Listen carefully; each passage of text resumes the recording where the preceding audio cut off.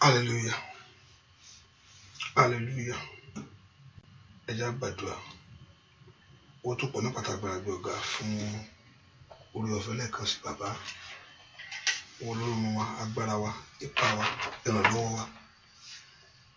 Ẹ máa yìn lógo fún tó ń ṣe lọ́wọ́lọ́wọ́ nínú ayé wa. A dúpẹ́ fún tí o bá ṣe rẹ̀ dé. A dúpẹ́ fún oṣù ọ̀tun. Ìtarúurú ọ̀fẹ́ gbà láti rí. A dúpẹ́ fún tó ń ṣe yìí. A dúpẹ́ kò já ara. Ò jẹ́ ká bá mi lọ. Ààbò rẹ pọ̀. Ààbò rẹ dájú. Ọ̀rọ̀ rẹ sì wá sí ìmúṣẹ.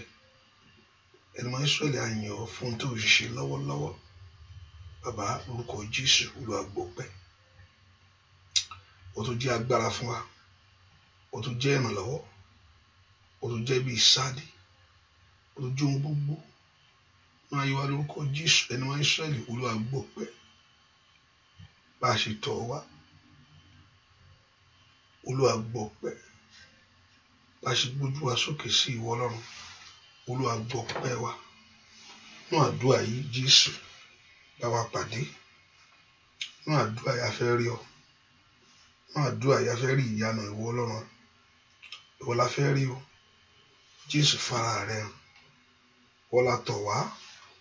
Jésù yìn ara rẹ lógo. Jésù gbé ara rẹ ga.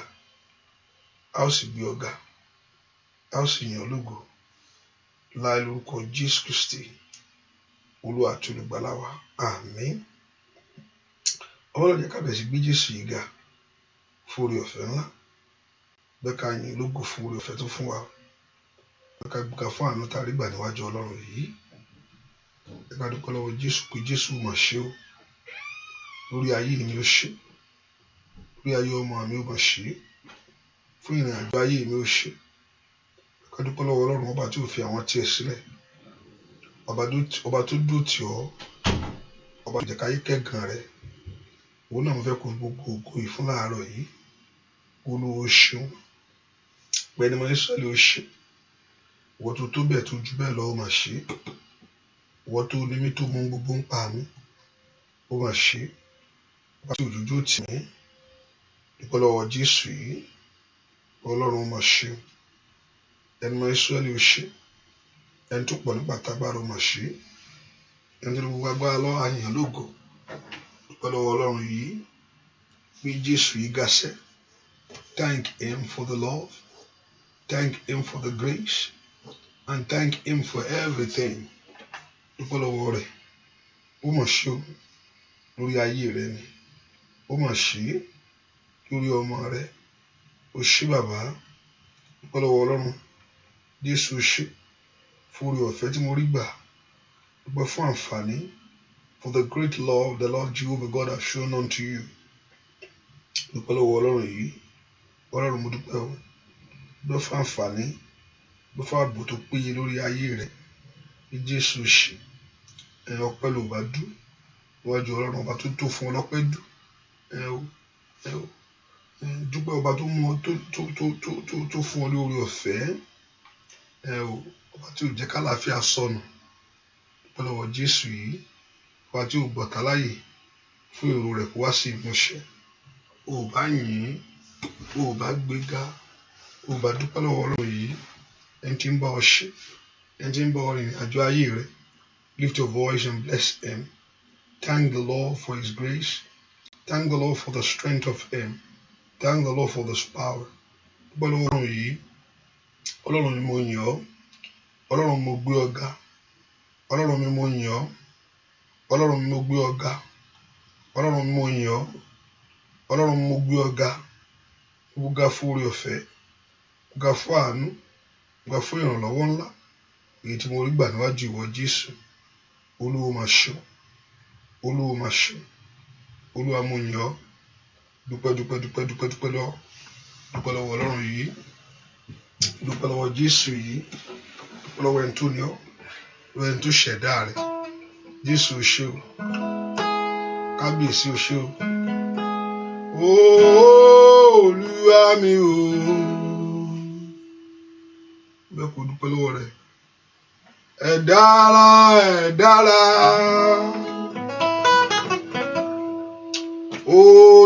mi o ẹ dára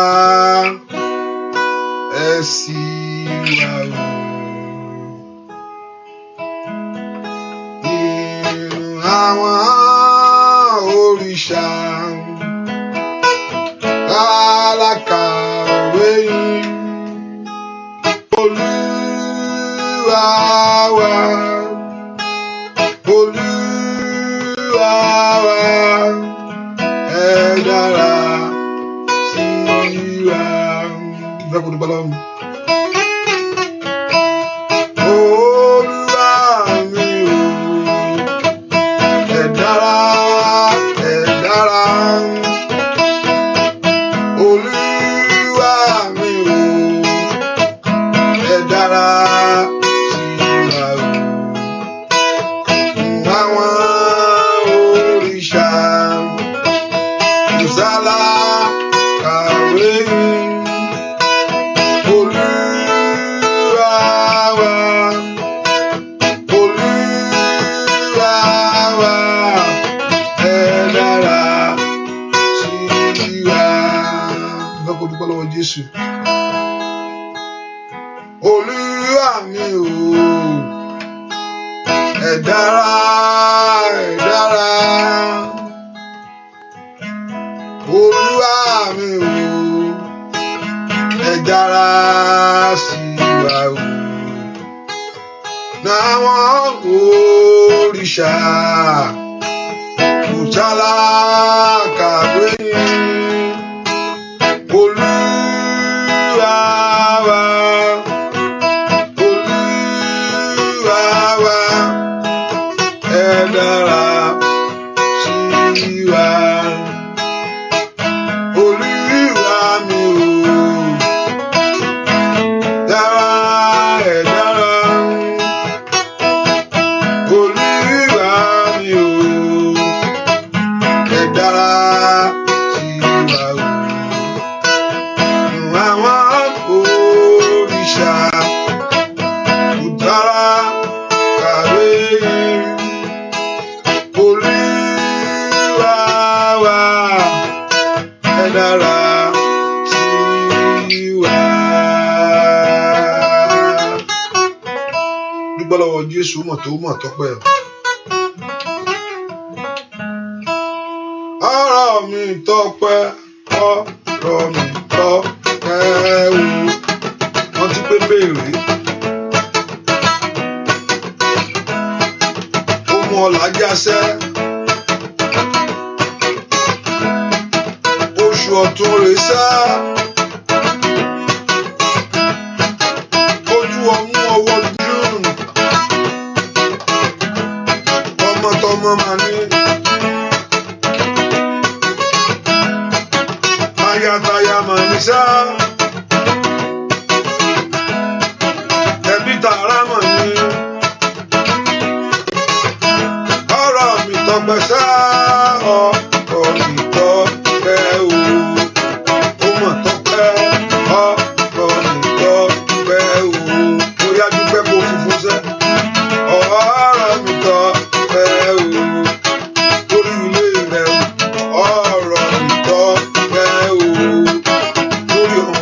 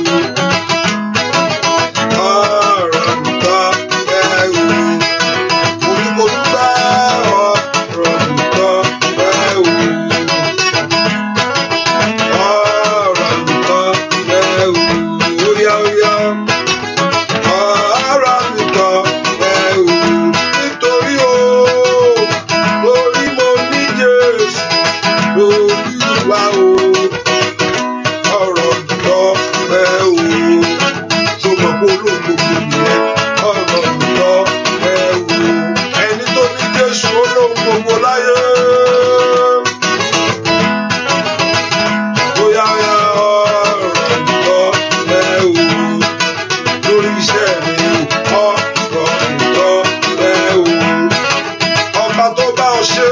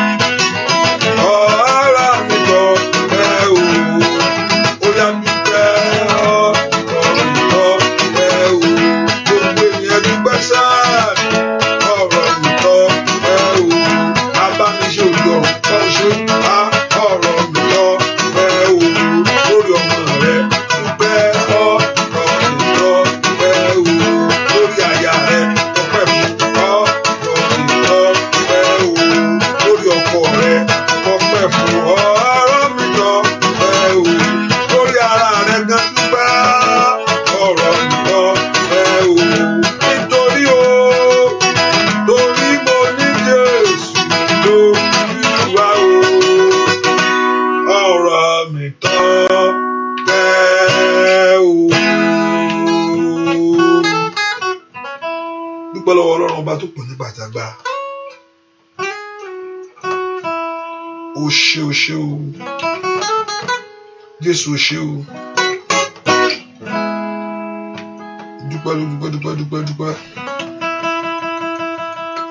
dúpẹ́ lọ́wọ́ Ọlọ́run yìí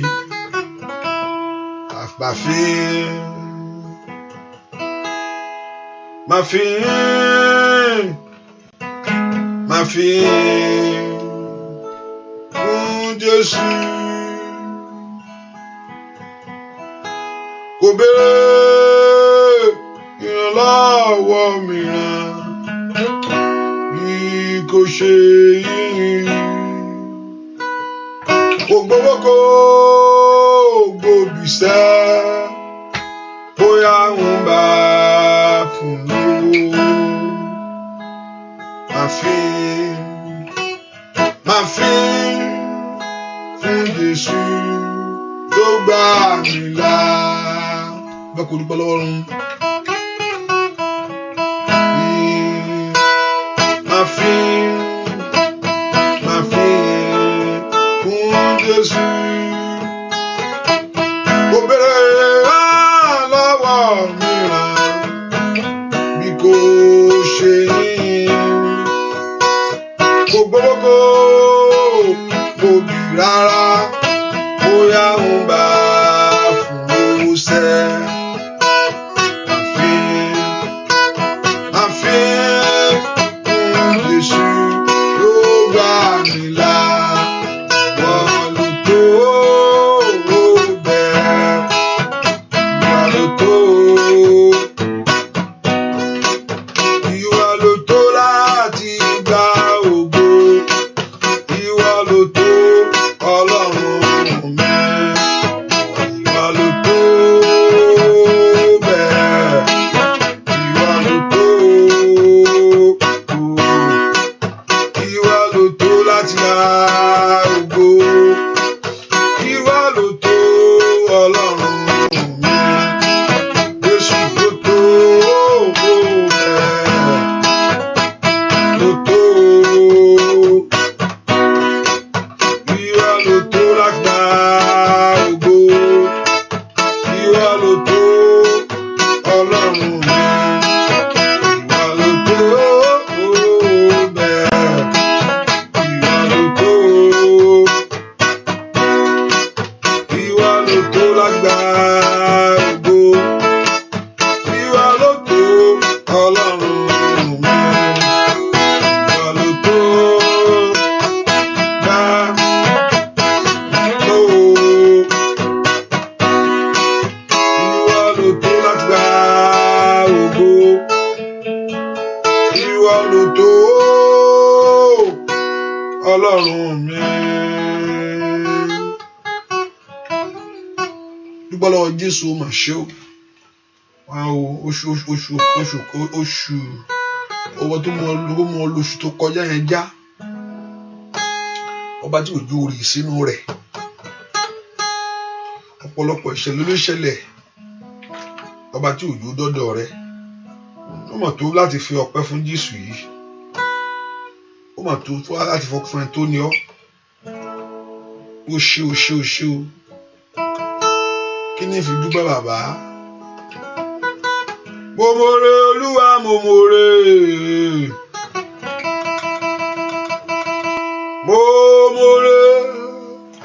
Olúwa mo mọ̀re ọwọ́ mi lókè má fi gbé ọ̀gá mo mọ̀re ijó lẹ́sẹ̀ mi má fi gbé ọ̀gá mo mọ̀re bóyá ènìyàn bá má ìyẹn Olúwa ó oore rẹ̀ lórí àwa ọmọ ẹ̀dá ọpẹ́ yìí àtọlá ni kò mú wá bàbá óyá ènìyàn bá má ìyẹn Olúwa oore rẹ̀ lórí àwa ọmọ ẹ̀dá sẹ́ ọpẹ́ yìí àtọlá ni mú wá bàbá mo ronú jinlẹ̀ bàbá mi ṣe lórí ayé mi lórí ayé àwọn èèyàn yìí ṣá ọpẹ́ mi pọ̀ lọ́dọ̀ rẹ o bàbá ọpẹ́ wa pọ̀ lọ́dọ̀ rẹ o bàbá ọpẹ́ ojoojúmọ́ oore ìyanu ìpèsè rẹpẹtẹ Olódùmarè ṣe àlàáfíà tó ga tó fún wa o bàbá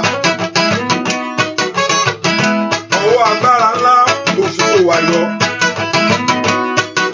óyá o ènìyàn bá má ní Olúwa o fún ọ̀rẹ́ lórí àwa ọmọ ẹ̀dá ṣá ọgbẹ́ yìí àtọ́lọ́ni kò mú wa bàbá.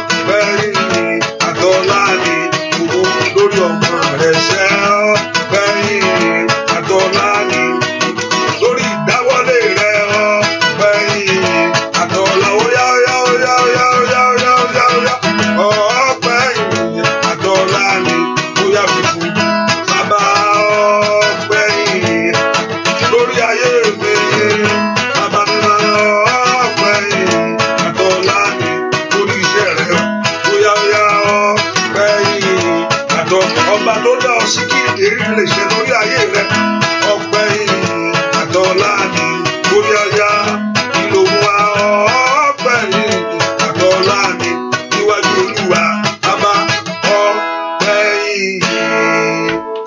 tọ́lá ni wá bàbá.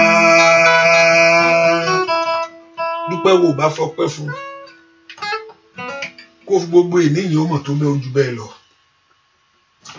tó fi gbogbo ènìyàn dúpẹ́ lọ́wọ́ rẹ̀ fún tó ṣe kí ló ṣe fún mi kí ló ṣe mo ṣàṣe ń gba Ọlọ́run gbọ́ fọ́kọ yẹn kó dé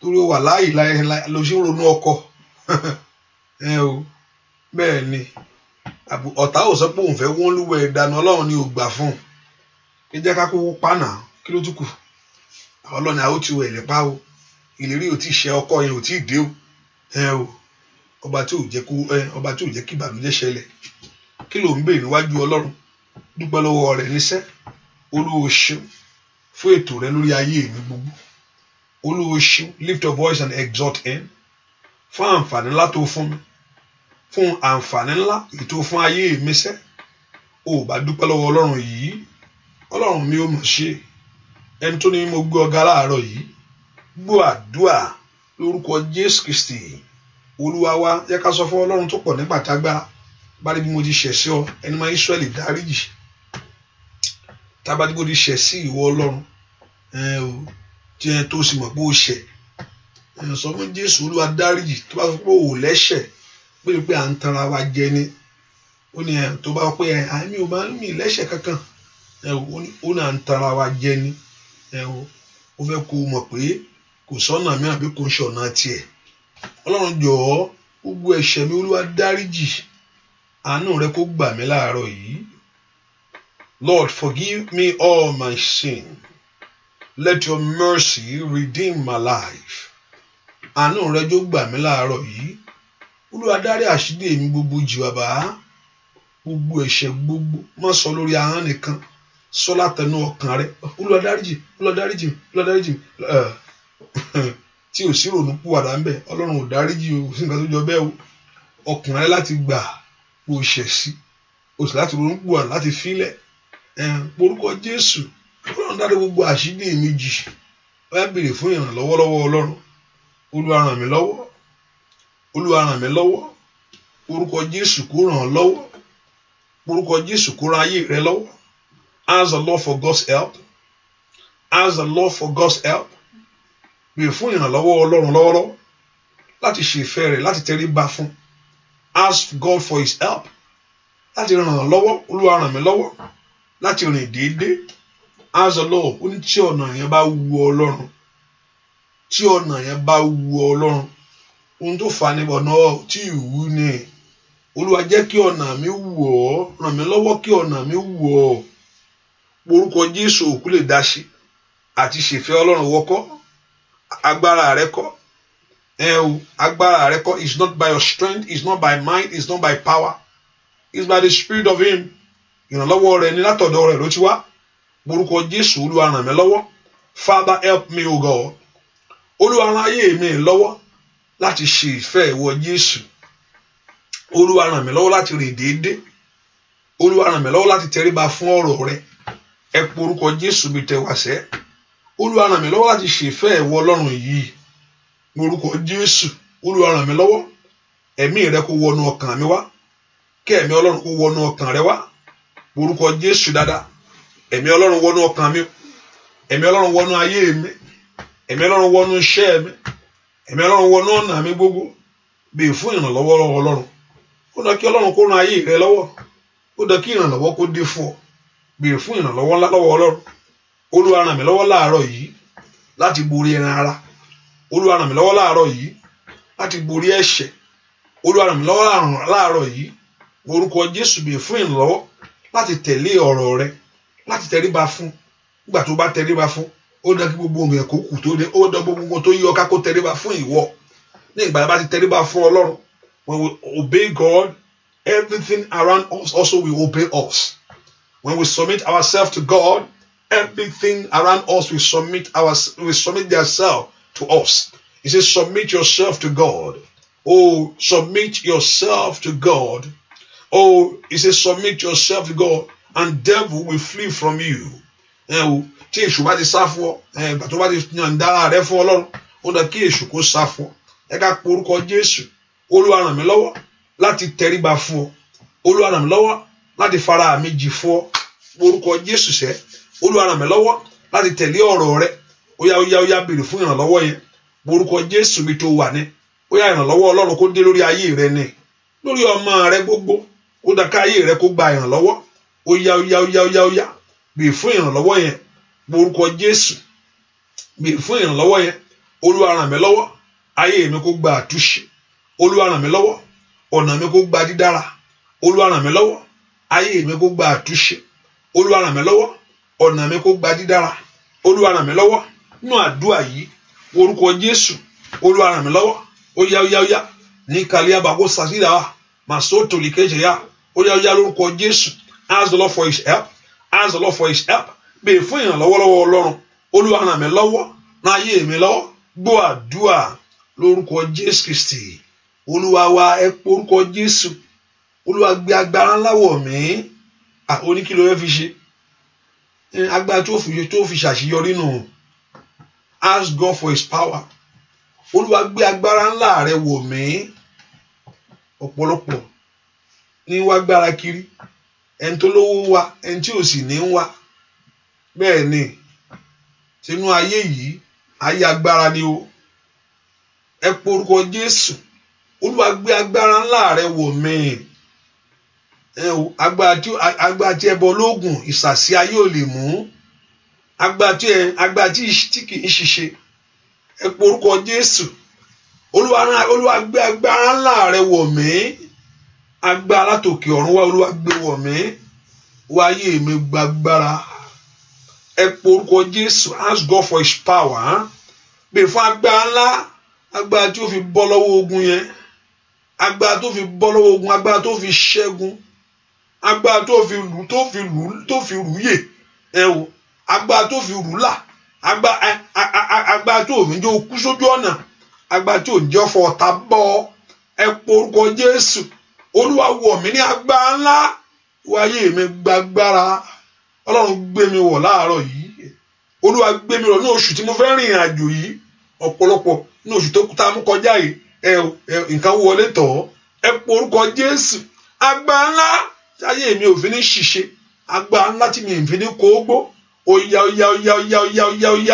yá béèrè fún agbára yìí Olúwa wọ̀ mí ní agbára Olúwa wọ̀ mí ní agbára agbára torí mi ò fi ní burú agbára torí mi ò fi ní gbàbọ̀dè ó yá ẹ pé orúkọ Jésù agbára tí wọn fi ní rí mu mú láyé ó yá arákùnrin ẹgbà tí nǹkan wọlé tọ̀ ó ní wọ́n rí òun mú o agbára ńlá màsíra bàkà fúra ó sàtàlẹ̀ àbò ó yá orúkọ Jésù mi tó wàṣẹ ó bá béèrè fún agbára tòkè ọ̀run wá láti rìnrìn àjò yìí agbára tòkè ọ̀run wá láti lu àlùyọ agbára tòkè ọ̀run wá ní béèrè fún agbára ní oṣù yìí agbára tó fi ṣe agbára tó fi rí ṣe agbára tó fi dára agbára tó fi tẹ̀síwájú mo fẹ́ kó lanu kó gbàdúrà ní Olúwa wọ ayé mi lágbára àkókò ní tó ẹni tó ní mi wọ̀ mí lágbára ó yá ń bolo wà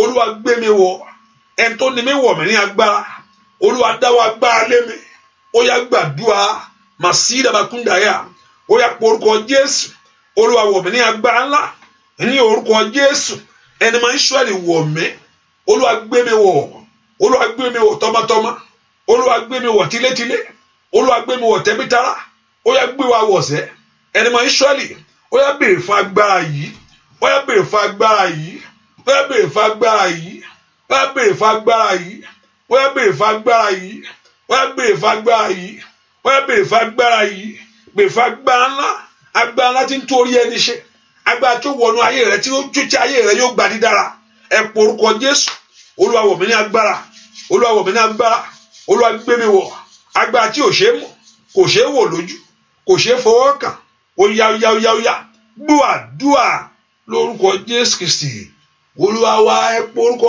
Jésù Olúwa nítorí ọ̀rọ̀ ayé mi mo ṣe wá láàárọ̀ yìí ẹ má gbóhùn ẹkún mi o Lord, because of my life I'm here because of my moving forward I'm here Olúwa nítorí ọ̀rọ̀ ayé mi mo ṣe wá láàárọ̀ yìí ẹ má gbóhùn ẹkún mi ó yẹ Olúwa dá sí ọ̀rọ̀ mi fún mi ẹ o orúkọ Jésù Olúwa dá sí ọ̀rọ̀ mi fún mi.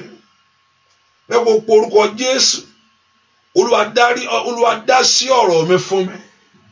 Porúkọ Jésù. Olúwa dá sí ọ̀rọ̀ mi. Ẹ ó yá mo fẹ́ kó porúkọ Jésù sẹ́. That Lord should intervene. That Lord should intervene concerning your life. The Lord should step in concerning your case. Ó yá ìṣẹ̀dá mi. Ìṣẹ̀dá mi. Ìṣẹ̀dá mi. Ó máa ti wá ayé mi. Má fi mí sílẹ̀. Kéṣù jẹ mí níyàwó. Ìṣẹ̀dá mi. Ìdè máa gbárí lọ. Mo ló yẹ kó ti ju bí tó wà yẹn lọ. Mo ló yẹ kó ti ju bí tó wà yẹn lọ. Ó dàn ká Ọlọ́run ti gbórí rẹ sókè jù bẹ́ẹ̀ yẹn lọ. Ọlọ́run sọ fún àwọn ọmọ Ísírẹ́lì pé èwo lẹ̀ ń ṣe bí tẹ́ dó sí yìí.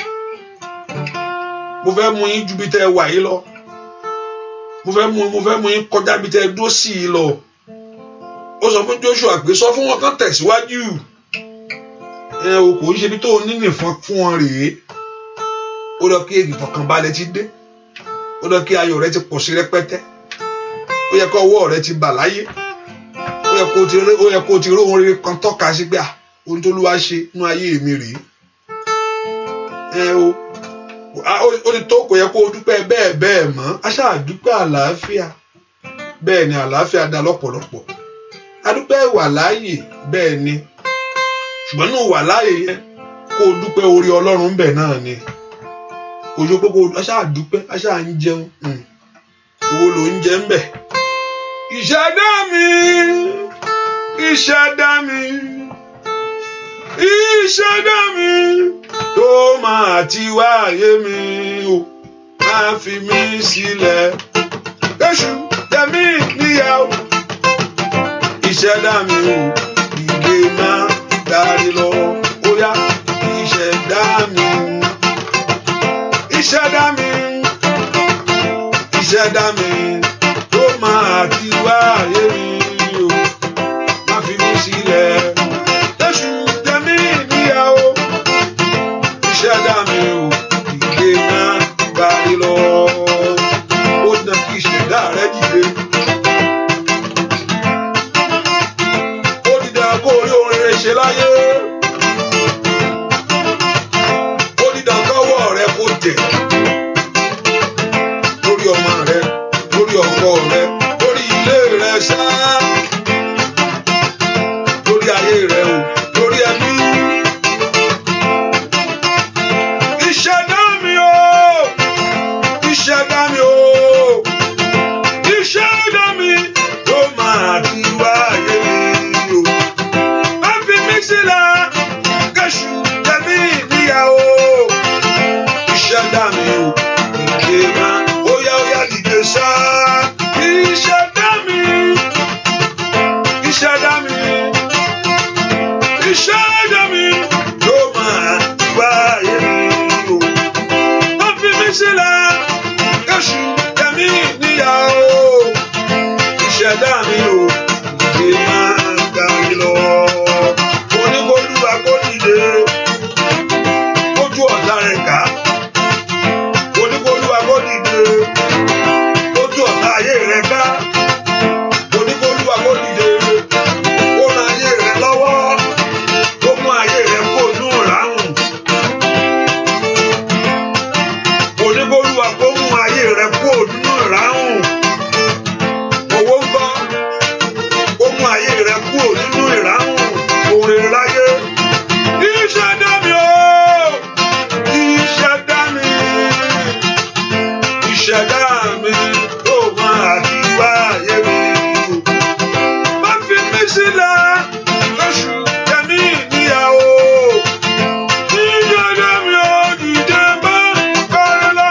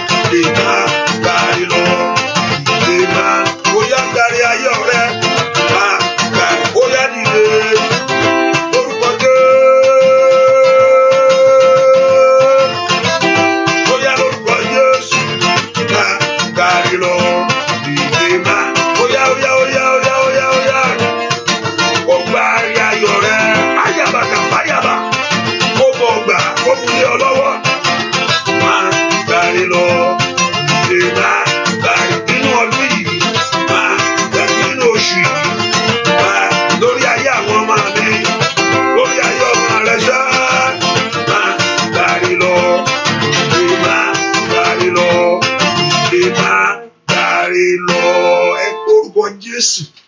Olúwa dìde nítorí tèmi sẹ́nu oṣù yìí. Má wo ayé mi ràn. Má jẹ́ n rẹ̀yìn láyé bàbá. Jẹ́ n tẹ́gbẹ́ jẹ́ n ju ẹgbẹ́ lọ. Má jẹ́ ohun rere jẹ mí níyà. Ẹ porúkọ àbá owó ńkọ́. Wọ́n gbàdúrà kọ́ ló ń pèsè ní. Ọkọ̀ ńkọ́ ohun rere. Ọkọ̀ mọ̀ ṣe díẹ̀. Ilé ńkọ́ jẹ́ ti rí nǹkan mọ́lẹ̀. Ẹ máa bá ń gbàdúrà àṣírí ṣe ìwé ìgbélú nǹkan báyìí. Ṣí yẹn lẹ́fẹ́ ló bà. Yẹn ṣe káká. Ẹ porúkọ Jésù mọ́ jẹ́ ń jìyà bàbá. Ṣẹ̀dá mi kó gba ire. Ó dán kí ọwọ́ rẹ kó tẹ oore láyé. Ó rẹ kó oore tọ́ka sí i. Ó gbúdọ̀ gbé ayé lásán. Ó gbúdọ̀ wà bẹ́ẹ̀. Wọ́n ìṣẹ̀dá mi gbọ́ ọ̀rọ̀ Olúwa lónìí. Ó yá dìde. Ìkí àbàkátà kútàyà. Orí mi gbọ́ ọ̀rọ̀ Olúwa lónìí. Dìde kó bẹ̀ sí múrí ayọ̀ rẹ̀. Bẹ̀ sí gbárí àṣeyọrí. Ó yá. Bẹ̀ sí gbárí ìbùkún. Ó dá kó orí tiẹ̀ gbàṣẹ́. Níwájú Olúwa ó dó kó orí tiẹ̀ ṣe. Ẹ porúkọ Jésù yẹn. Ìyáàlì àbó sòtó lè adé. Ó yá gbàdúrà. Ìwọ ṣẹ̀dá mi lónìí. Dìde kó gbárí. Porúkọ Jésù yẹn bí tó wà. Ó yá porúkọ Jésù yẹn. Ìwọ ìṣẹ̀dá mi. Ó yá múre jáde ní ọdún yìí. Ìwọ ìṣẹ̀dá mi. Múre jáde ní ọdún yìí. Ẹ porúkọ Jésù. Ìwọ ìṣẹ̀dá mi. Múre jáde ní ọdún yìí. Ọwọ́ mi bá rí ayọ̀. Ọwọ́ mi bá rí àṣeyọrí. Ọwọ́ mi bá rí ìbùkún. Ọwọ́ mi bá rí ògo. Ẹ porúkọ Jésù dáadáa. Ó yá ń bolo wàṣẹ. Ó dá kó orí tiẹ̀ mú. Ó yá ń bolo wàṣẹ. Ó dá kó orí tiẹ̀ gbà. Ó yá ń bolo wàṣẹ. Ó dá kó orí tiẹ̀ ṣe. Ìyẹ̀dá mi gbáre. Orí mi gbà. Orí mi gbà. Orí mi gbà. Orí mi gbà. Orí mi gbà. Orí mi gbà. Orí mi gbà. Gbọ́ àdúrà lórúkọ Jésù Kristi. Olúwa wa. Ọ̀rọ̀ máa yàtọ̀. Ayé àwọ̀ ẹniyẹn bákan. Nígbà táwọn yòókù bá rí gbogbo ẹ̀ mú, àwọn kì í ṣe mọ́. Ṣùgbọ́n àwọn tó wà ń bẹ̀ wọ́n rí ṣe. Òtólú ẹ̀ yàtọ̀ nu. When the rest are getting it, and yọ kí n fún yàn mọ́ báyìí. Ṣùgbọ́n wọ́n fún àwọn kan o. Ìwà tó kan tiẹ̀ ni wọ́n fún wọn. Ọ̀rọ̀ ti yàtọ̀. Pé wọ́n fún wọn báwo. Wọ́n fún wọn náà.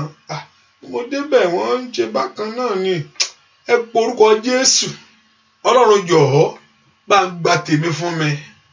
Ìyà ò gbúdọ̀ jẹ mí láyé. As the Lord, Olúwa gba tèmi fún mi.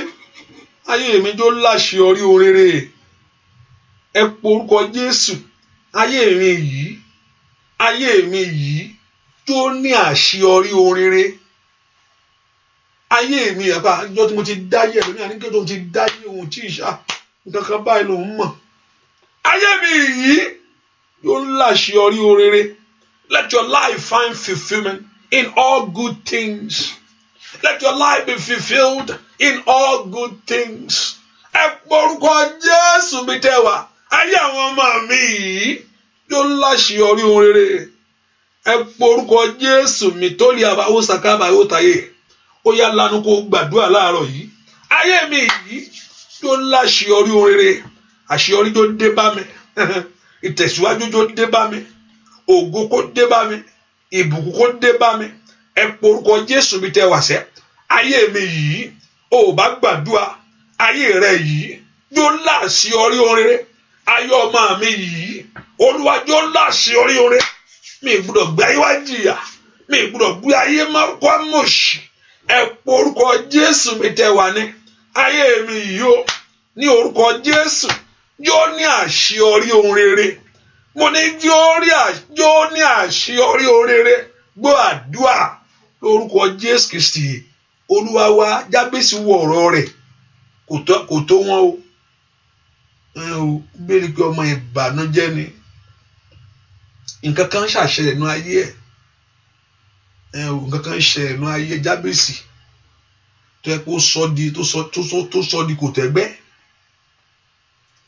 bẹ́ẹ̀ kó porúkọ Jésù sẹ́ Ọlọ́run jẹ́ kí ìrìn àjò ayé mi kó láṣeyọrí ohun rere kò ń ṣọdún tó lò ń lu yẹn ló má ta o ohun tó gbé ṣe ń bẹ̀ ni I'm here in this country for 30 years now na joke mo ti wà lórílẹ̀‐èdè yìí àwa lákọ́kọ́ bẹ̀rẹ̀ iṣẹ́ yìí o àwa lákọ́kọ́ employ sínú iṣẹ́ yìí àwa ni the first employee tó gbà síbi iṣẹ́ yìí bọ̀ ń bẹ̀ wọlé nu géètì ni mo ti ń ṣílẹ̀kùn fún wọn tipẹ́tipẹ́ bẹ́ẹ̀ ni kì í ṣe ọdún tó ti wà ń bẹ̀ ohun tó mú jáde ń bẹ̀ ni ẹnìkan dé lẹ́yìn tó ẹ kó gbé nǹkan ya ohun tí mo ṣe rè ẹ porúkọ Jésù kó ṣe ọdún tó ti wà nílé ọkọ yẹn ohun táyé ń kà mọ́ pé àjọ tó ti wọlé o kí la wá rí kí ni ìyàwó gbé ṣe ìyàwó ọ̀ṣìgẹ̀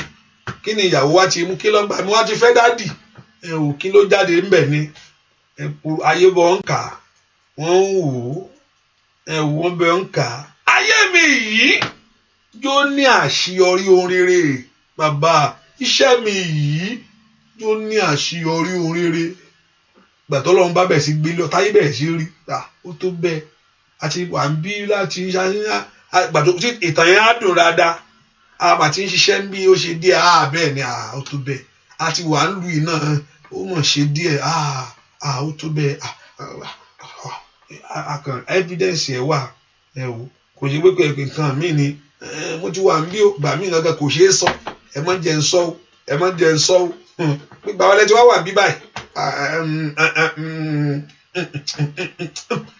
àṣeyọrí ṣe kíní díẹ̀ ẹ porúkọ Jésù ayé mi yìí yóò láṣeyọrí orí bàbá orúkọ Jésù mi tó wà ayé ọmọ mi yìí yóò ní àṣeyọrí orí ìrìnàjò tí mo rìn láyé yóò lé inú ayé kan tí mo wá o Olúwa jẹ́ kí n ní àṣeyọrí orí rere ẹ porúkọ Jésù o gbúdọ̀ mí kò prada kàtáyà màá yí ni ọkà fi rọ̀ ṣáìdà ó yá lórúkọ Jésù gbọ́ àdúà lórúkọ Jésù Kristi Olúwa wa jẹ́ kí ayé mi kó ní ipa ohun rere láyé ọ̀pọ̀lọpọ̀ máa ń bú Mètúsẹ́là wọ́n ní Mètúsẹ́là ó gùn kò rí nǹkan kan irọ́ ni oore ọ̀fẹ́ tó rí gbà kò sẹ́ni tó rí ọ̀pọ̀lọpọ̀ Mètúsẹ́là ó kàn dàgbà ọlọ́jọ́ orí kò sí nǹkan oore ọ̀fẹ́ tó wá rí nǹkan oore ọ̀fẹ́ ẹ̀mí gúngùn yẹn kọ́ ta ló wá rí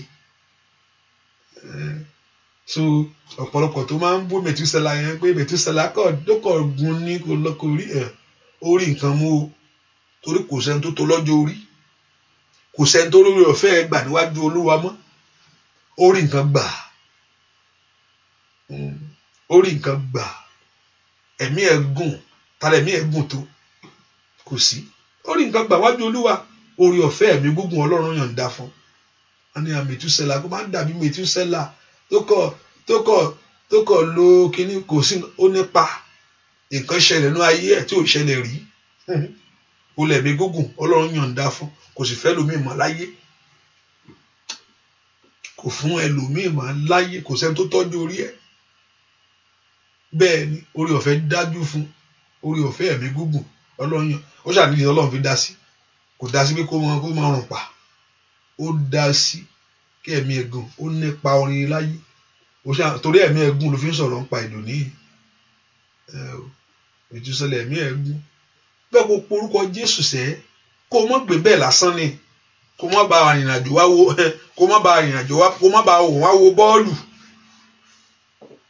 ọ̀pọ̀lọpọ̀ má jẹ́ gbé ayé wá wòran má jẹ́ gbé ayé Olúwa má jẹ́ gbé ayé wá wòran mi gbọ́dọ̀ gbé ayé òun wo àwọn èèyàn ilé ń bi tiẹ̀ òun wo àwọn èèyàn ilé marriage òun wo àwọn èèyàn ilé níwèé òun wo àwọn ilé ríṣẹ́ ilé ńkọ́lé gidi òun wo ọkọ̀ tó dáa ọmọ ń tẹ̀síwájú ọmọ ń dàgbà ẹ porúkọ Jésù Olúwa má jẹ́ ń gbé ayé wá wòran ayé mi yìí yẹ kó ní àṣeyọrí ohun rere ayé mi yìí Ọlọ́run o jẹ́ ó ní àṣeyọrí ohun rere mi gbọ́dọ̀ gbé ayé wá wòran ó yá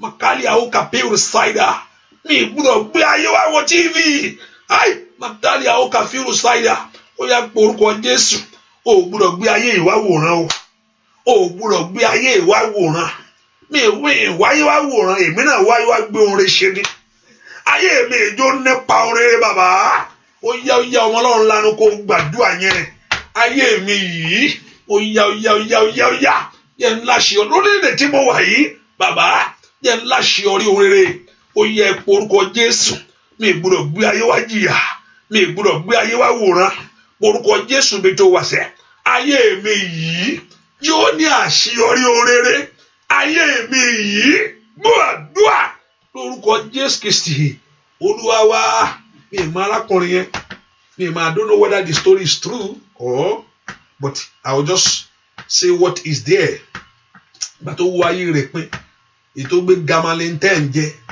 pé ó gbé Gamaliel 10 jẹ ni pé ó gbé Gamaliel 20 jẹ ó ṣàgbé nǹkan kan jẹ ayé rẹ̀ sú ni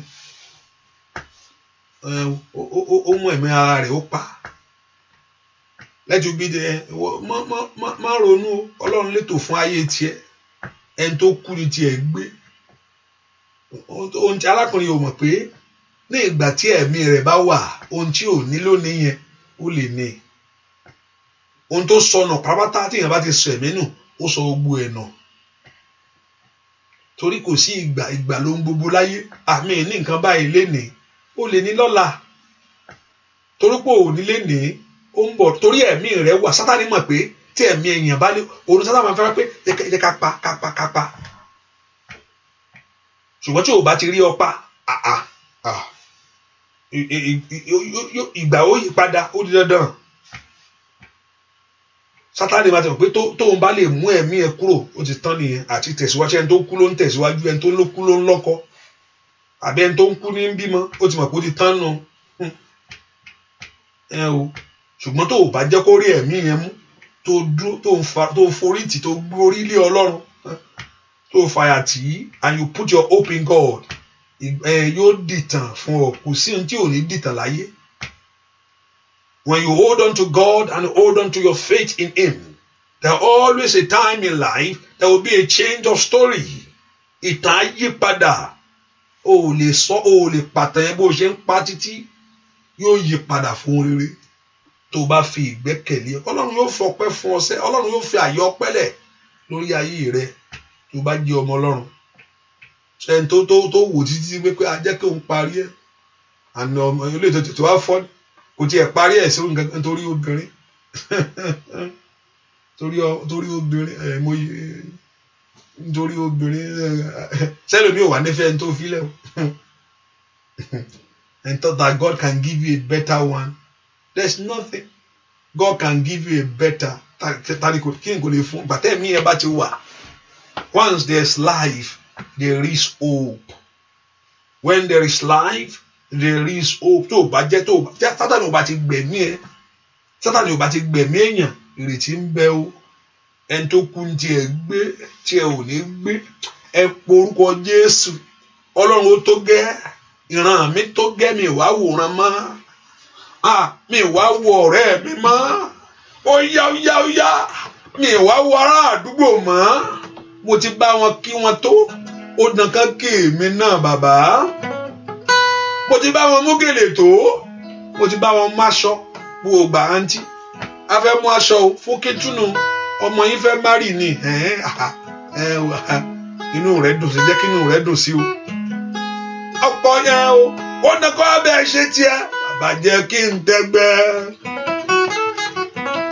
Jésù jẹ́ kí n tẹ́gbẹ́ o. Bàbá jẹ́ kí n tẹ́gbẹ́ o. Jésù jẹ́ kí n tẹ́gbẹ́ o. Nídìílé bàbá o. Nídìílé ìyá o. Ojú máa tì mí o bàbá. Jẹ́ kí n tẹ́gbẹ́. Ó dára kó o jẹgbẹ́ rẹ lọ sẹ́. Oṣù ọ̀tún rèé. Láàárín ọ̀rẹ́ ó yẹ kó rí tiẹ̀ wí. Ìran mi tó mo ti wòran tó bàbá. Ó dá kí ìyanu tèmi ṣẹlẹ̀. O ti gbọ́ pé ilé máa ti bímọ, ilé máa ti lọ́kọ, ìwé ìgbélú wa ti bọ́ sí fún ilé yìí, ilé tó tún dé lẹ́yìn ẹ àwọn máa ti tún lọ. Bàbá jẹ́ kí n dàgbà o, Jésù jẹ́ kí n dàgbà o, bàbá jẹ́ kí n dàgbà, Jésù jẹ́ kí n dàgbà o. Nídìílé bàbá, nídìílé ìyá o, ojú máa tì mí o, bàbá jẹ́ kí n dàgbà. Bàbá jẹ́ kí n dàgbà. Jésù jẹ́ kí n dàgbà o. Bàbá jẹ́ kí n dàgbà. Jésù jẹ́ kí n dàgbà. Nídìílé bàbá, nídìílé ìyá o, ojú máa tì mí bàbá, bàbá jẹ́ kí n dàgbà o. Lórílẹ̀-èdè tó wáyé, láàrin ọ̀rẹ́, láàrin ẹbí, ó di dandan mo ní kó orí tiẹ̀ mú. Nínú ayé kan ìtò wá ó dá kó orí tiẹ̀ ṣe. Ọ̀nà rẹ kó là fóore láyé. Ìyanu rẹ kó ṣẹlẹ̀. Bàbá mi, oyè Ọlọ́run o, oyè Olódùmarè ṣe yanu. Nínú ọdún yìí bàbá mi, bàbá jẹ́ kí n dàgbà. Jésù jẹ́ kí n dàgbà o. Bàbá jẹ́ kí n dàgbà. Jésù jẹ́ kí n dàgbà. Nídìílé bàbá, nídìílé ìyá o, ojú máa tì mí bàbá, bàbá jẹ́ kí n dàgbà. Ojú máa tì mí o, bàbá jẹ́ kí n dàgbà. Ojú ẹgbẹ́ lọ o, bàbá jẹ́ kí n dàgbà. Ìyanu rẹ kó ṣẹlẹ̀, bàbá jẹ́ kí n dàgbà. Ó yá kó rí tiẹ̀ mú, bàbá jẹ́ kí n dàgbà. Kó rí tiẹ̀ ṣe láyé, bàbá jẹ́ kí n dàgbà. Ojú máa tì mí bàbá mi mọ́.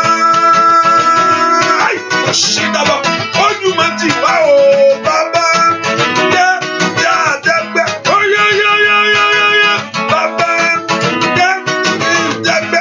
Ọlọ́run kò ṣe tiẹ̀ fún wa, bàbá jẹ́ kí n dàgbà. Nínú ọdún yìí mo wí, bàbá jẹ́ àràgáyà bàbá ṣètò mi bàyà, bàbá jẹ́ kí n dàgbà. Ìyanu rẹ kó ṣẹlẹ̀, bàbá jẹ́ kí n dàgbà. Ó yá, bàbá jẹ́ kí n dàgbà. Ẹ po orúkọ Jésù. Ohun tí mò ń lé láti wá Olódùmarè, Olúwa mú mi bá. Yọ̀ǹdarí fún mi, má jẹ́ ń gbé ayé ìwà wòran. Jẹ́ kí ìyanu tèmi náà ṣẹlẹ̀. Orúkọ Jésù mi tó wà sẹ́. Olúwa jẹ́ kí ìyanu tèmi náà ṣẹlẹ̀. Lẹ́kọ̀ọ́ orúkọ Jésù. Jẹ́ kí ire tèmi náà dé. Jẹ́ kí ọ̀nà àbáyọ ayé tèmi náà là. Ó dán kó tẹ́gbẹ́ lórí ọmọ. Ó dán kó ọmọ rẹ tẹ́gbẹ́. Ó dán kó ju ẹgbẹ́ lọ. Olúwa jẹ́ kí ìyanu tèmi náà ṣẹlẹ̀. Olúwa jẹ́ kí ìyanu tèmi náà ṣẹlẹ̀. Orúkọ Jésù mi tó wà sẹ́. Màdúrà bàkútà gábàgàbà. Mo fẹ́ rí ọ bàbá lórí ayé mi ní. Mo fẹ́ rí ọ bàbá lórí iṣẹ́ mi ní. Ẹ̀yin ogun ọ̀run ẹ fàyè gbà mí. Màsáìrà ẹ̀ ń tọrùn fàyè gbà ló láyè láyé. Mo ní ẹni tí Ọlọ́run fẹ́ àyè gbà ló láyè. Ẹ fàyè gbà mí. Oh, makale paori sida. Mayuke piuru stir katalia. Làálàá mi ò gbúdọ̀ wọgbó Olódùmarè. Làálàá mi ò gbúdọ̀ wọgbó Olódùmarè. Ẹ fàyè gba ayé mi sẹ́. Ìyanu mi ṣẹlẹ̀. Ọ̀nà àbáyọ mi là. Ẹ porúkọ Jésù ni. Masira. Wali kiri bakinda ya. Ìyanu mi ṣẹlẹ̀. Ẹ porúkọ Jésù. Ọ̀nà àbáyọ mi là. Oya mi tó wà zẹ́. Ó dáná kí ìyanu tiẹ̀ ṣẹlẹ̀. Ó dá kó orí tiẹ̀ mú láwùjọ àwọn èèyàn sẹ́. Ó dá kó orí tiẹ̀ gbà. Ó dá kí ọwọ́ rẹ kó tẹ̀. Ó dá kí ògo rẹ kó dé. Ó dá kí ayé kí ọkọ rẹ. Ìyanu tèmi náà ṣẹlẹ̀. Ó yá ṣẹlẹ̀ ní ọdún yìí. Ó yá ṣẹlẹ̀ láwùjọ. Ẹ porúkọ Jésù. Ó yá lift your voice and pray that your miracle begin. Let your miracle happen. Let your miracle manifest. Let your miracle happen. Let your miracle manifest. Ìyanu mi ṣẹlẹ̀. Yàyàbá bó sàkáyàbá. Màlúbà ó kàpírù sídà. Ẹ porúkọ Jésù. Mẹsìndìrì kìtìrì ó. Oya mbolo wani. Likandi akata yaba sídà. Màlúbà ẹ̀rọ ṣe tẹlẹkàbá. Ìyanu mi ṣẹlẹ̀. Ọwọ́ mi bá orin láyé. Ìyanu mi ṣẹlẹ̀. Ọwọ́ mi bá orin láyé. Ìyanu mi ṣẹlẹ̀. Ọwọ́ mi bá orin láyé. Ẹ porúkọ Jésù. Kí ìyanu rẹ ṣẹlẹ̀. Gbọ́ àdúà lórúkọ Jésù Kristi. Olúwa wá ẹ porúkọ Jésù. Olúwa làálàá mi wọ́n jò ó bọ́ omi. Ọ̀pọ̀lọpọ̀ wọn ni ó mà try gan. Arákùnrin yẹn lè try o. Kò rí rágí ti ṣubú. Mo ní kò rí rágí ti ṣubú. Ó try. Arákùnrin yẹn try gan. Máa yẹn ó mà sápá ẹ̀ gan gidi gan. Ẹni tó rí sàlí ló sà. Bí àǹkan ṣe ò mọ lè sọ. Àwòkú mọ̀. Ìgbà tí ò tún ayé ò rí nǹkan kan. Ìyanu mi ṣẹlẹ̀. Olúwa ìyanu mi ṣẹlẹ̀. Má sọ pé ìyanu rẹ ṣẹlẹ̀. Ìyanu kí ibo ló ti fẹ́ rí. Ìyanu mi ṣẹlẹ̀ lórí ọmọ. Ìyanu mi ṣẹlẹ̀ lórílẹ̀-èdè yìí. Ìyanu mi ṣẹlẹ̀ lórí ìwé ìgbélú mi bàbá. O mọ tó bá wà. O mọ tó ń fẹ́. Lẹ́kọ̀ọ́ porúkọ Jésù, let my miracle happen. Let it happen this year. Ìwọ ìyanu mi o. Ó yá ṣẹlẹ̀. Àní mi gbọ́dọ̀ gbé ayé ìwà jìyà. Ó di dandan ni. Àwọn kan máa ń ṣe lẹ́gbẹ̀ẹ́ rẹ̀. Ẹnìkan fi ilé kan àmì. Ìbẹ́ ẹnìkan ló kọ. Ìwé lè ṣe dáa. Mo ṣírò sìmẹ́ǹtì. Mo ṣírò gbogbo rẹ̀ pé ṣùgbọ́n ó dúró ẹnìkan ló ṣàkọ. Ẹnìkan ló báwo ló ṣe kọ. Tí ò bá jalè tí ò sì jíwó. Kò ní dọ́gbó èèyàn tí ń kọ́lé ní ń jalè ní ń jíwó. Kò yẹ gbogbo èèyàn tó rìnrìn àjò tó rówó lọ tó rówó ló yahoo. Bẹ́ẹ̀ ni tí ẹni tí kò ṣẹlẹ̀ tí Ọlọ́run ń bùkún àwọn èèyàn, Ọlọ́run ń gbé orí àwọn èèyàn sókè, ọ̀nà ńlá fún àwọn èèyàn láyé. Tí ẹni kò ṣẹlẹ̀, ìwà ìyanu mi ó yá ṣẹlẹ̀. Ọ̀nà àbáyọ mi là. Ẹ̀yin dára lórí Showers of Blessing app ẹ ṣàmì dáadáa.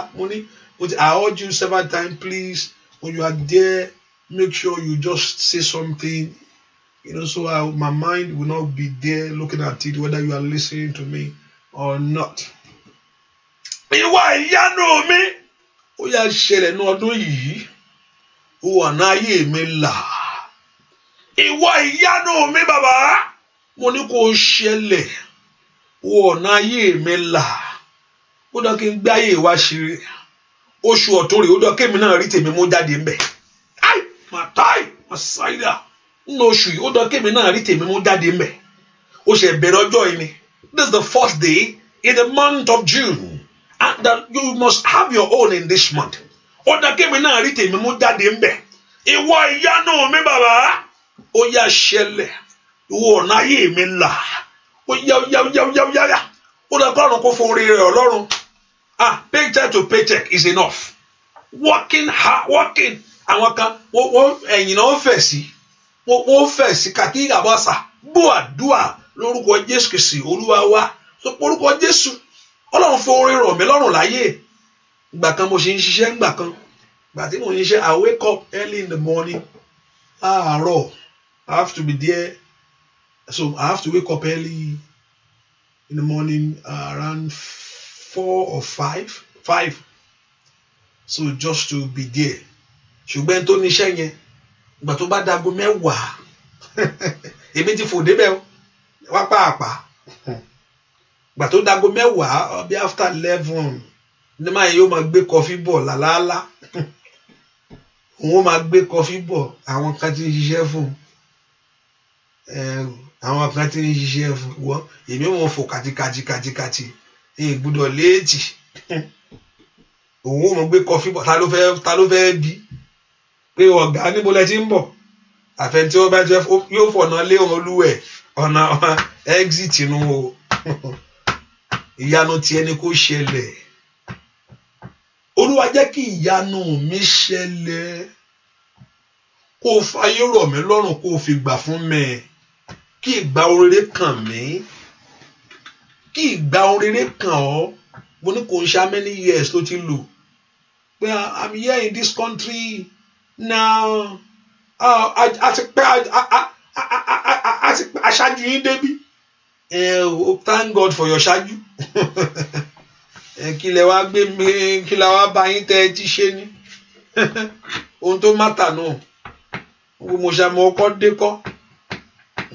dé kọ́ ni ẹni tó rí mú ni ẹni tó rí tiẹ̀ ṣe ń bẹ̀ ni ẹ porúkọ Jésù àti wà lẹ́nu iṣẹ́ yìí for so lẹ́yìn yẹn náà lágbọ́ lẹ́yìn yẹn dé lọ́sọ́dọ̀ gà bẹ́ẹ̀ ni lẹ́yìn yẹn dé lọ́dún òkè ẹ porúkọ Jésù sẹ́ Ọlọ́run jọ̀ọ́ mo bẹ̀ ọ́ ni jẹ́ kí ìyanu tèmi náà ṣẹlẹ̀ jẹ́ kí ayé mi kó rere Lord let my own happen jẹ́ kí ìyanu tèmi náà ṣẹlẹ̀ ní ìmọ̀ bó ṣe fẹ́ ṣe agbára ń bẹ lọ́wọ́ rẹ bàbá èmi ò mọ̀ bó ṣe fẹ́ bá mi ṣe o èmi ò sì mọ̀ tó gbé gbà tó bá yé mi ní sọ fún ọ tí mo bá mọ̀ mi ní wá bá ọ tó bá pò mọ̀ kí ló ní ìdàdúà fún ó ní ìdàdúà kí ló fẹ́ ní ìdàdúà fún kí ni gbà tó mọ̀ nǹkan tó máa ṣe tó ti ṣe kó má bàjẹ́ ló kò lè máa sọ Olúwa má jẹ́ kíkíní yẹn bàjẹ́ o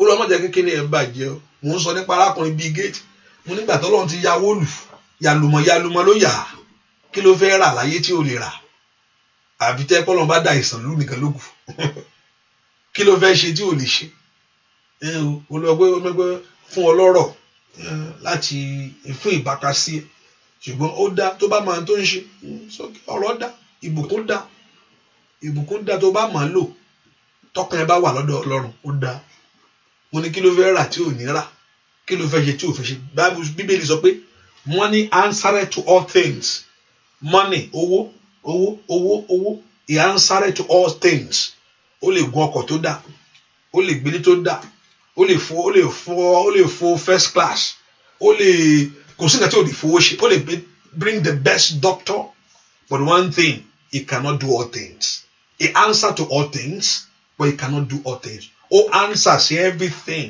the best thing you want in life when you have the money he answer to it you have the best doctor you have the best school you have the best car the best house best people around you ṣùgbọ́n one thing that is tó sọnù but he cannot do all things he answer to all things but he cannot do all things ó dáhùn fún gbogbo ṣùgbọ́n kò lè ṣe ẹ porúkọ Jésù ìyanu tèmi náà ṣẹlẹ̀ bàbá Olúwa jẹ́ kí ìyanu tèmi yìí náà lórílẹ̀‐èdè tí mo wà yìí yóò ṣẹlẹ̀ láàrin ẹbí mo ti gbọ́ ìtàn tí mo ti gbọ́ tó Olúwa ìtàn tí mo ti gbọ́ tó ó yá ẹ porúkọ Jésù ìyanu mi ṣẹlẹ̀ nínú oṣù tí mo wọ̀ yìí bàbá Olúwa òbí bí mo ṣe ń tiraka o Olúwa òbí bí mo ṣe ń gbàdúrà máa jẹ́ káyé béèrè wípé Ọlọ́run mi dá Olúwa òbí bí mo ṣe ń tiraka Olúwa òbí bí mo ṣe ń gbàdúrà máa jẹ́ káyé béèrè wípé Ọlọ́run mi dá óyá óyá Olódùmarè ńlá óyá óyá Ọlọ́run mi óyá Olódùmarè ńlá bàbá mi o láàárọ̀ òjijì mo gbàdúrà lóru mo gbàdúrà ìpàdé eléyìí mo wà ń bẹ́ẹ̀ ìpàdé àdúrà eléyìí mo wà ń bẹ́ẹ̀ ìpàdé àdúrà yẹn mo lọ bẹ́ẹ̀ owó mo fi ilẹ̀ fọlọ́run o bàbá Olúwa òbí bí mo ṣe ń tiraka Ọlọ́run mi òbí bí mo ṣe ń gbàdúrà máa jẹ́ kẹ́bí bèrè ìwé Ọlọ́run mi dá óyá óyá Olúwa òbí bí mo ṣe ń tiraka Ọlọ́run mi òbí bí mo ṣe ń gbàdúrà máa jẹ́ káyé bèrè ìwé Ọlọ́run mi dá máa jọ ń bèrè mo ní máa jọ ń bèrè Olódùmarè ńlá o ó ti dẹ̀dẹ̀ káyé kórópò rẹ lórí ayé wa ṣẹ́ Olúwa òbí bí mo ṣe ń tiraka ṣẹ́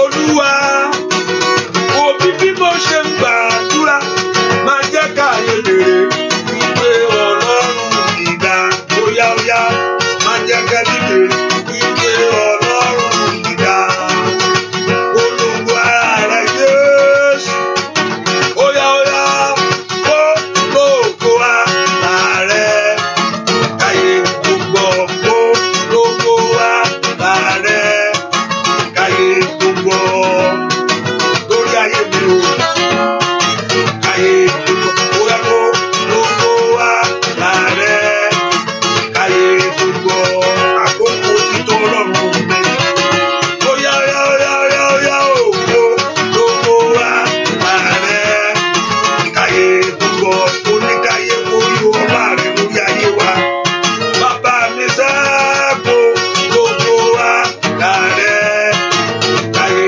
gbogbo lórí ayé ọmọ rẹ óyá óyá óyá óyá óyá óyá gbogbo ara rẹ káyé gbogbo Olúwa fara rẹ hàn lórí ayé wa o bàbá mi máa gbogbo ara rẹ káyé gbogbo káyé gbogbo sẹ́ káyé óyá óyá ẹbí gbogbo káyé gbogbo óyá óyá óyá káyé gbogbo nínú ọdún yìí káyé odidi ọlọ́mọ láyé o káyé odidi ọlọ́mọ ìwé ìgbénu yẹn ti bọ́ sí káyé ọ̀nà rẹ ti là káyé lórí ọmọ rẹ sẹ́ káyé ìyanu ńlá káyé nínú ọdún yìí káyé gbogbo bàbá mi káyé óyá nínú ọdún yìí sẹ́ káyé nínú oṣù yìí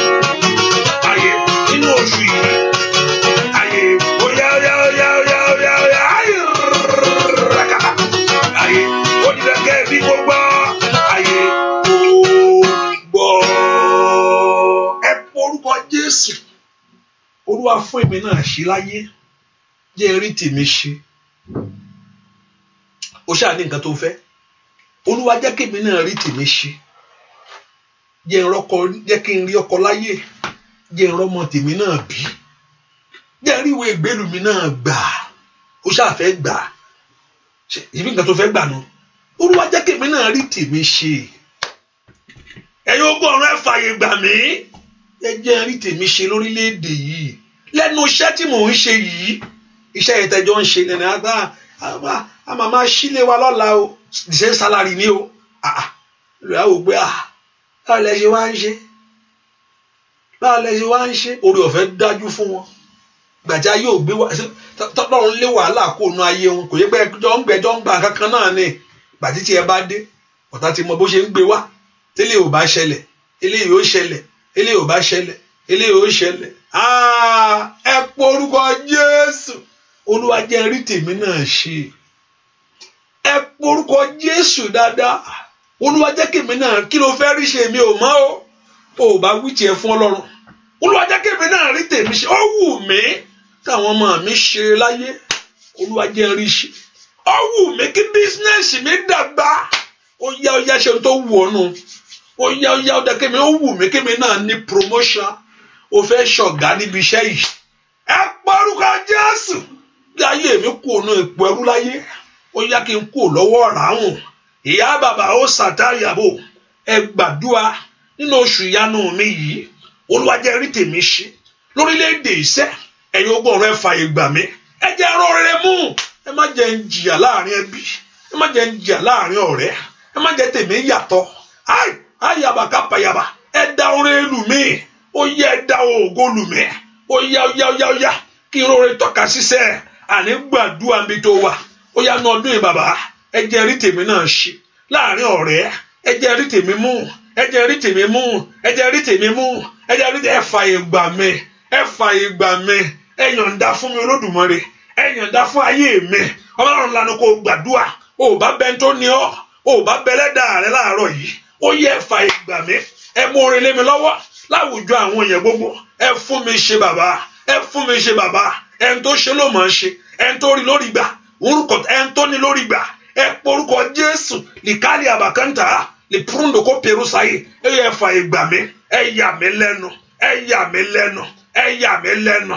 ẹ yà mí lẹ́nu ẹ yà mí lẹ́nu ẹ yà mí lẹ́nu gbọ́ àdúrà lórúkọ Jésù Kristi Olúwa wa Olúwa dá ìrètí padà fún mi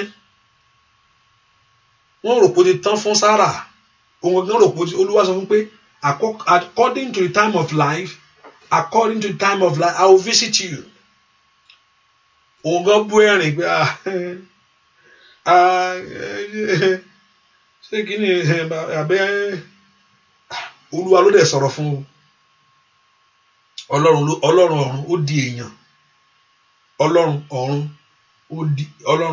ó di èèyàn ó wá jókòó tì í Ọlọ́run wá sọ fún pé kò ń ṣe inú ẹ̀mí kò ń ṣe ìran lórí o physical one ni o Ọlọ́run di èèyàn so Jésù ti ń wá kó tó wá sínú Màríà so Jésù ti ń wá kó tó wá sínú Màríà so Ọlọ́run ọ̀run ó di èèyàn ó wá jókòó tì í ó sọ fún pé according to time of life ìyanu àṣẹlẹ̀ wọn á dẹ lóhùn ó bú ẹ̀rín ṣé kí ni bàbá ti lọ bàbá bragra gángan ò lè gbé mọ́ ṣé kò lè gbé mọ́ ṣùgbọ́n ìgbà tí a gbá Ọlọ́run dé ìyanu ṣẹlẹ̀ orí tiẹ̀ mú orúkọ Jésù lábẹ́ àkóso bó ti wulẹ̀ kó rí Olódùmarè ẹ̀yin ogun ọ̀run ẹ fààyè gbà mí ẹ jẹ́ rí tèmi náà mú ó ṣàní nǹkan tó tọ́kàn ẹ pòǹgbẹ fún lábẹ́ àkóso wọ́n sì lè fi ọ́ tó wọ́n sì lè tì ọ́ tó ẹ jẹ́ rí mú ẹ jẹ́ rí gbà ẹ jẹ́ rí ṣe ọwọ́ mi jó tẹ̀ wọ́n ti ń bọ̀ ọ bọ̀ látijọ́ yìí wọ́n ti ló tìṣẹ́ àwọn ò ní gbà fún ọ ṣùgbọ́n lábẹ́ àkóso bó tilẹ̀ ò kó rí o Olódùmarè ẹ fààyè gbà mí ẹ yànda ilé fún èmi lábẹ́ àkóso bó ti wulẹ̀ kó rí o Olódùmarè ẹ fààyè gbà mí ẹ mú ilé ilé mi lọ́wọ́ èmi ò mọ nǹkan náà ò bá là níwájú Olúwa màkàrí àwòsàn ilé kàtàyàbò promotion yẹ kó gbélé ọ lọ́wọ́ promotion yẹ kó gbélé ẹ lọ́wọ́ promotion yẹ kó gbélé ẹ lọ́wọ́ ìyanu yẹ kó fi fún ọ let your life receive that promotion ìyanu yẹn kó yọ̀ǹda fún ọ lábẹ́ àkóso bó tilẹ̀ ò kó rí o. Ẹ̀yin ogun ọ̀run ẹ fún mi ṣe, ẹ fààyè gbà mí. Gbogbo májẹ̀mú adíni lọ́wọ́, gbogbo májẹ̀mú adènà ẹni, gbogbo májẹ̀mú adójú rẹ délẹ̀, abarijẹ́ agbére sálọ, gbogbo májẹ̀mú afìyà jẹni, gbogbo májẹ̀mú apá ayé ẹni lójú, ó yá, gbogbo májẹ̀mú náà ó parẹ́ lónìí lábẹ́ àkóso bó ti wulẹ̀ kó rí bàbá. Ẹ fààyè gbà mí. Oṣù ìkójóṣù mi, oṣù ìkójóṣù mi 30 days àbí 30 days wà mẹ́. Rọ́bà gàbà lè tẹ́rì àbàkọ́mpèrò ṣètè. Ó yà ìyanu rẹ̀ sì lè ṣẹlẹ̀ mẹ́. Oṣù ìkójóṣù ìyanu mi. Ẹ fààyè gbà mí o, ẹ fààyè gbà mí o. Ẹjọ́ ṣẹlẹ̀, ẹjọ́ ṣẹlẹ̀, ẹjọ́ ṣẹlẹ̀. Ó yẹ ẹ̀yin ọgọ́rùn ẹ mú ṣẹlẹ̀ nínú ayé mi ní. Ẹ̀yin ọgọ́rùn ẹ mú ṣẹlẹ̀ nínú ayé ọmọ mi ní. Ẹ̀yin ọgọ́rùn ẹ dáhùn gbọ́ àdúrà lórúkọ Jésù Kristi Olúwa wa. Gbọ́ àdúrà lórúkọ Jésù Kristi Olúwa wa. Torí pé àwọn tó wà lórí showers of blessing ẹ̀ wọ́n táìpà mi máa ṣorí ọ̀fẹ́ kíákíá mo ṣe rí ni. Torí àwọn tó wà lórí showers of blessing ẹ̀ wọ́n táìpà mi máa ṣorí ọ̀fẹ́. Sọ ẹja máa lọlé. God bless you. Ó yá bèrè ohun tó fẹ́ lọ́wọ́ Jésù lọ́wọ́lọ́wọ́ báyìí. Ìyanu wo ló fẹ́ rí nínú oṣù yìí? Ọwọ́ agbára wo ló fẹ́ kó kàn ọ́? Omijé wo ló fẹ́ kọ́lọ́run kó nùnù? Níbi àyè ńlá wo ló fẹ́ kọ́lọ́run ti yọjú sí ọ? Ọ̀nà wo ló fẹ́ kọ́lọ́run gbà fún ọ lọ́dún yìí nínú oṣù yìí? Bèrè lọ́wọ́ tó fẹ́ lọ́wọ́ Jésù. Abániṣe lè bọ́ ọ ṣe o. Àṣeyọrí lè ṣe tiẹ̀ fún ọ. Ẹ pe orúkọ Jésù dáadáa. Àkókò orí mi tó. Olúwa fààyè gbà mí ó, ẹ yọ̀ǹda fún mi. Ẹ jẹ́ kí orí mi gbáre. Ẹ jẹ́ kí ọwọ́ mi tẹ̀ láyé. Ẹ fún mi ṣe. Àní ẹ fún mi ní. Ẹ jẹ́ ń rí gbà. Ẹ jẹ́ ń débẹ̀. Ọkàn mi pòǹgbẹ fún un. Olúwa mo bẹ̀ ọ́ ní. Yọ̀ǹda tèmi náà fún mi. Má jẹ́ ń gbé ayé wa wò wọ́n. Má jẹ́ ń gbé ayé wa gbọ́ nìkan. Yóò ṣẹlẹ̀ sí mi náà. Yóò ṣẹlẹ̀ pé mi náà rí tèmi náà mú. Jẹ́mi náà sọ tèmi.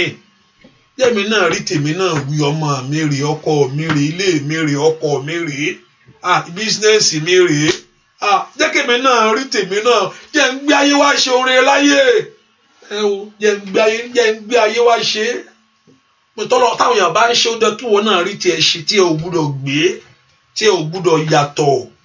Jẹ́ àwọn ọmọ mi ṣe rere, jẹ́ kí ògo dé, jẹ́ kí ẹ̀wá tán, má jẹ́ ń struggle. Orúkọ Jésù mú kó brando sátírì kàpáyà bọ̀ wò. Ó yá. Ọwọ́ rẹ kó bá wọn rí láyé o. Ọwọ́ rẹ kó bá wọn rí láyé o. Ọwọ́ rẹ kó bá wọn rí láyé o. Ọwọ́ rẹ kó bọ́ orin láyé o. Ọ̀run kó yàǹda fún ọ. O gbúdọ̀ gbẹ́nu ìwà jìyà. O gbúdọ̀ gbẹ́nu ìwà ṣẹrú. Ó yẹ porúkọ Jésù mi tó wà sẹ́.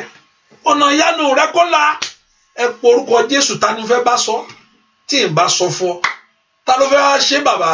Nígbà tó o bá ṣe, níbo ló wá fẹ́ kí n lọ? Nígbà tí mo bì lọ́wọ́ rẹ. Màkáyà ó sàtáyà bó kàpá. Ilẹ̀kùn ọmọ tó wá fẹ́ kan. Nígbà tí n bá kàn tiẹ̀ bàbá, ọ̀nà mi jó la, ẹ̀yin ogun ọ̀rẹ́ fààyè gbà mí, ẹ jà fún mi bàbá, èmi kí àmọ́ bá jẹ mí, mo fi sátọ̀ wá, kójú má bá tì mí, mo fi ọ́ ṣe bí ìsádi. Ẹ pe orúkọ Jésù. Ó yá. Ìgbẹ́kẹ̀lé mi ń bẹnu ìwọ bàbá. Ó yá káyé má bá bèè pé ìwọ dà. Mo ṣáà sọ̀rọ̀ fún ọ, mo fọ̀rọ̀ ayé mi lọ ọ́. Ó yá mo wí tèmi fún ọ bàbá. Ẹ jẹ́ ó ṣẹlẹ̀.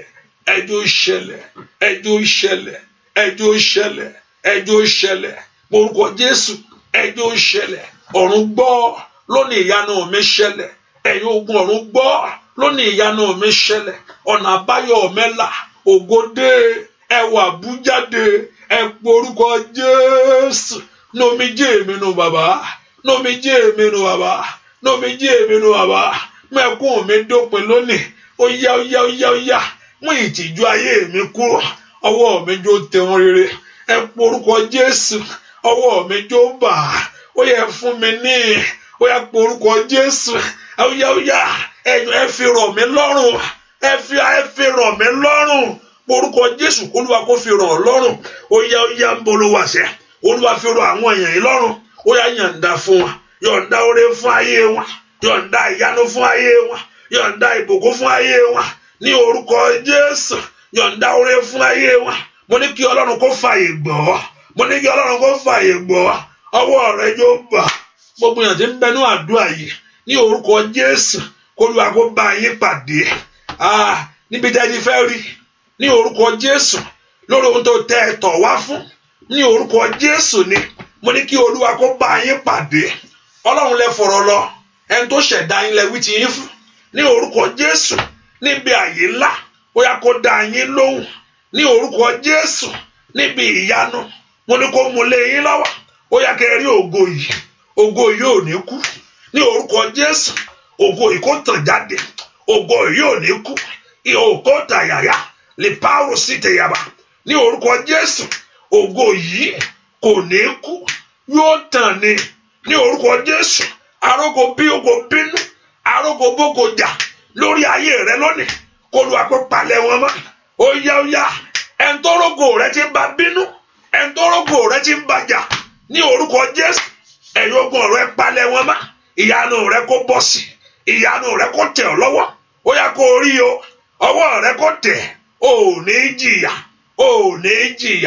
ò ní mòṣì ò ní mẹ̀gàn ojú ò ní tì ọ́ ọkàn rẹ fẹ̀ ẹnu rẹ béèrè fún ó yá lórúkọ Jésù ó yá kó o mórí kó o ní lítàlíàbà bó o ṣe rò fún oore kọ́lọ́run kó gbà fún ọ mo ní bó o ṣe rò fún oore láyé mo ní k'Olúwa kó yàǹda fún ọ mo ní bó o ṣe rò ó fún oore láyé mo ní k'Olúwa kó ṣe bẹ́ẹ̀ k'Olúwa kó ṣàánú ayé rẹ mo ní k'Olúwa kó ṣàánú ayé rẹ kó mú ìyà dópin gbogbo tí ń jà ọ́ kó pa lónìí gbogbo èèyàn tí ń bá ọjà kó fàyè rẹ lẹ̀ ní orúkọ Jésù ó yá k'Olúwa kó ṣe tiẹ̀ fún ọ ó yẹ lọ gbáre o ibi ayọ̀ rẹ lọ jókòó bẹ́ẹ̀ mo pa ní ọ̀ṣẹ́ ni mo pa ayé rẹ láṣẹ ìwọ ọgẹ mo pa ọ́ láṣẹ lónìí ní orúkọ Jésù ibi ayọ̀ rẹ ó yá lọ jókòó bẹ́ẹ̀ lórúkọ Jésù ibi ayọ̀ tiẹ̀ ó yá wọbẹ̀ lọ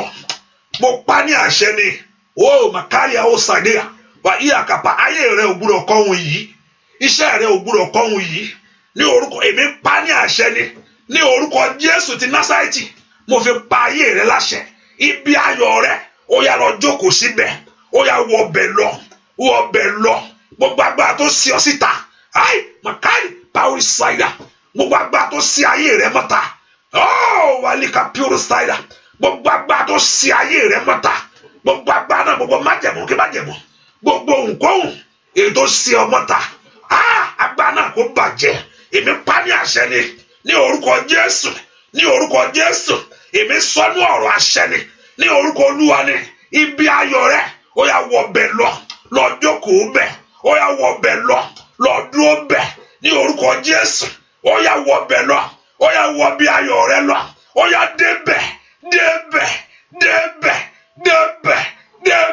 nínú oṣù yìí ni débẹ̀ ọwọ́ rẹ kó tẹ̀ ò ní jìyà ojú ò ní tì ọ́ mo ní kó orí tiẹ̀ ṣe ayé kó kí ẹ kóre lábẹ́ àkóso bó ti wulẹ̀ kó rí kọ́lọ́run kó yàǹda tiẹ̀ fún ọ kójú kó ti ọ̀tá rẹ kó rọ́pẹ́ dú o mo ní kí orí ọpẹ́ yẹn dú bẹ́ẹ̀ ni ó sì rí láì lórúkọ Jésù Kristi Olúwa wa àmín lórúkọ Jésù hallelujah praise the Lord. Yẹ ká fi sọ́kàn pé mo ní nínú ọ̀sẹ̀ yìí ní àdúrà wa and I look at my schedule tí bá ní ká bẹ̀rẹ̀ lọ́la it will be 2 minutes ká bẹ̀rẹ̀ lọ́la mi ń dà sí fírí àdúrà ṣùgbọ́n Wednesday Wednesday, Thursday, Friday will be the best time.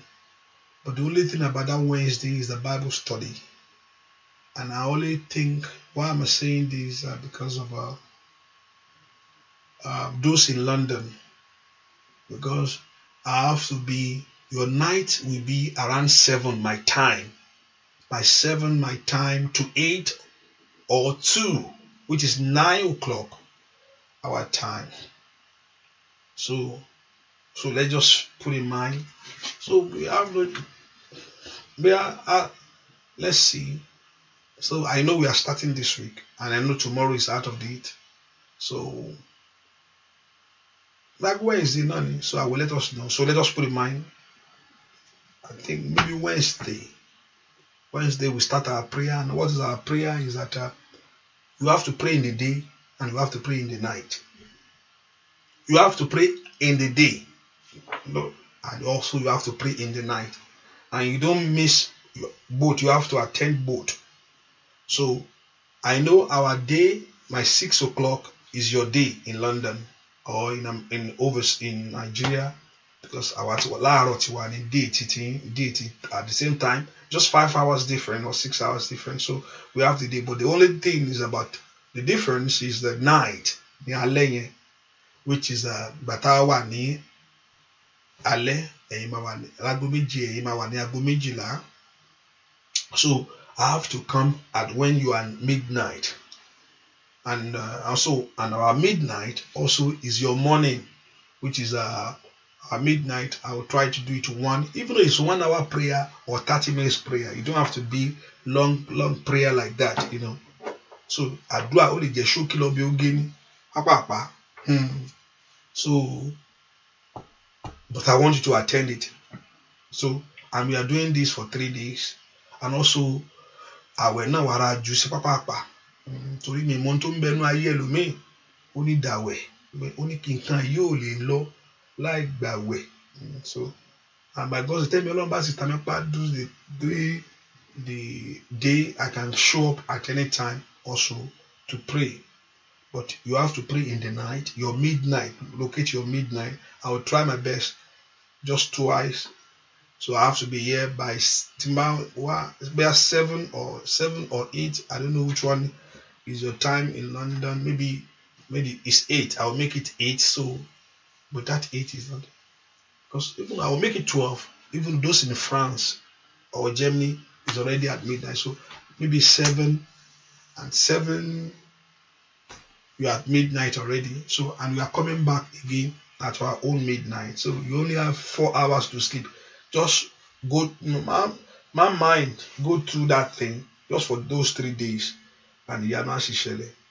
I will make us more time by Monday or Monday, let me say Monday. So give us the exact time. So because I need to plan it very well and put all the schedule to fit your time. Hallelujah. The Lord your God will bless you and He will increase you for good thing. Mo gbàdúrà lórúkọ Jésù k'Ọlọ́run kó yà mí ẹ sí mọ́. Agbẹ́ Ọlọ́run kó wọnú omi ẹ lọ. Ìyanu kó ṣẹlẹ̀. Kó mú ìwòsàn wá o. Kọ́wọ́ ògùn kó tẹ̀. Agbára àjíǹde kó wọnú omi ẹ lọ. Bẹ́ẹ̀ ni ó sì rí. Láì lórúkọ Jésù Kristi. Olúwa wa. Àmín. K'Olúwa kó ṣe é lórí ní oṣù yìí. Kọ́wọ́ májẹ̀mú Ọlọ́run kó kàn yín. Kẹ̀sì rí àánú gbà. Ohun tẹ́ ń wá. K'Olúwa kó yọ̀ǹda fún yín. Bẹ́ẹ̀ ni ó sì rí o. Láì lórúkọ Jésù Kristi. Olúwa wa. Àmín, àmín, àmín lórúkọ Jésù. And also you can be a blessing by supporting the work of God. And I pray that Jehovah God will bless you. Ó yẹ ẹ lọ nú orí Ọlọ́run. Ẹ lọ gbàrí. God bless you. Bye bye.